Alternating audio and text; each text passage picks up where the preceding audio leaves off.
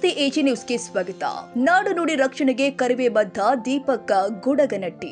ವೀಕ್ಷಕರೇ, ಕರ್ನಾಟಕ ರಕ್ಷಣಾ ವೇದಿಕೆ ನೇತೃತ್ವದಲ್ಲಿ ಯರಗಟ್ಟಿ ಪಟ್ಟಣದಲ್ಲಿ ಅದ್ದೂರಿಯಾಗಿ ಕರಿವೆ ಸಂಕ್ರಾಂತಿ ಸಂಭ್ರಮ ಕಾರ್ಯಕ್ರಮ ಜರುಗಿತು.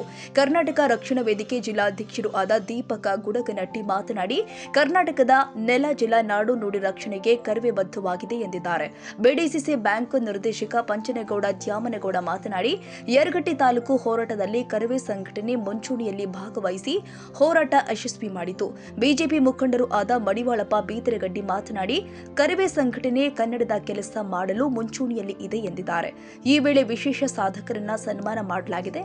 ಮುರುಘರಾಜೇಂದ್ರ ಸ್ವಾಮಿಗಳು ಮತ್ತು ಗಣಪತಿ ಮಹಾರಾಜರು ಸಾನ್ನಿಧ್ಯ ವಹಿಸಿದ್ರು. ವಿಶಾಲಗೌಡ ಪಾಟೀಲ್, ವಿಠಲ್ ಗೌಡ ದೇವರಡ್ಡಿ, ಈ ವೇಳೆ ಯರಗಟ್ಟಿ ತಾಲೂಕು ಅಧ್ಯಕ್ಷ ರಫೀಕ್ ಡಿಕೆ, ಸವದತ್ತಿ ತಾಲೂಕು ಅಧ್ಯಕ್ಷ ಉದಯ್ ಚಿಕ್ಕಣ್ಣವರ್, ವಿಕ್ರಮ್ ದೇಸಾಯಿ, ಮಂಜು ಬಾವಿಹಾಳ್, ನವೀನ್, ನಿಶಾನಿಮಠ, ಶ್ರೀಧರ್ ಅಂಬಳಚಾರಿ, ಲಕ್ಕಪ್ಪ ಜಗದರ್ ಸೇರಿ ಅನೇಕ ಮುಖಂಡರು ಕಾರ್ಯಕರ್ತರು ಭಾಗಿಯಾಗಿದ್ದರು. ಕನ್ನಡಿಗರ ಮೆಚ್ಚಿನ ನಿಮ್ಮ ಎಜೆ 24/7 ನ್ಯೂಸ್ ಕನ್ನಡ ವಾಹಿನಿ ಇದೀಗ ಟಿವಿಯಲ್ಲಿ ಲಭ್ಯ. ವೇಳೆ ನೋಟಿಸ್ ಕೊಟ್ಟಿದ್ರೆ ವಾಪಸ್ ತಗೋತೀವಿ.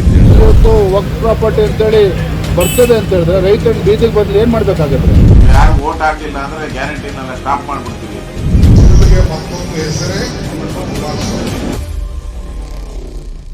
ಕರ್ನಾಟಕ ಮತ್ತು ದೇಶ ವಿದೇಶ 360 ಡಿಗ್ರಿ ಸುದ್ದಿ ಹಾಗೂ ಉತ್ತರ ಕರ್ನಾಟಕ, ಬೆಳಗಾವಿ, ಬಾಗಲಕೋಟೆ, ಧಾರವಾಡ, ಹಾವೇರಿ, ಗದಗ, ಬಿಜಾಪುರ ಜಿಲ್ಲೆಯ ಕ್ಷಣ ಕ್ಷಣದ ವಿವರವನ್ನ ಪಡೆಯುವುದಕ್ಕೆ ಎಜೆ 24/7 ನ್ಯೂಸ್ ಕನ್ನಡ ವಾಹಿನಿಯನ್ನ ಲೈಕ್ ಮಾಡಿ, ವಿಡಿಯೋಗಳನ್ನ ಶೇರ್ ಮಾಡಿ, ಕಮೆಂಟ್ ಮಾಡುವ ಮೂಲಕ ನಮ್ಮ ವಾಹಿನಿಗೆ ಸಹಕಾರ ನೀಡಿ ಮತ್ತು ಚಾನೆಲ್ ಅನ್ನ ಸಬ್ಸ್ಕ್ರೈಬ್ ಮಾಡಿ. ಧನ್ಯವಾದಗಳು.